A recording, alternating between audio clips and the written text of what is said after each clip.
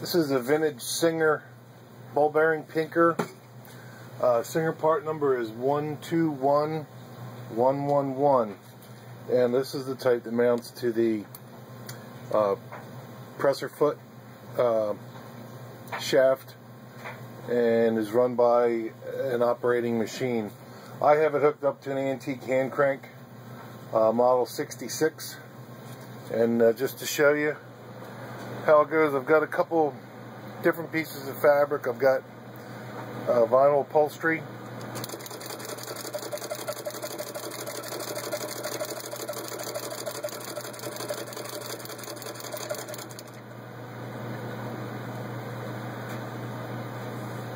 now I've got a piece of denim,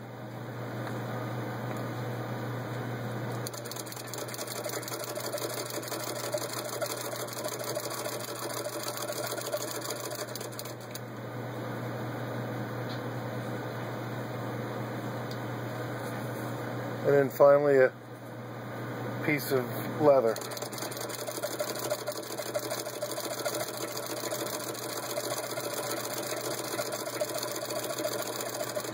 And of course hooked up to a machine that would run faster. And there you can see, cuts them good.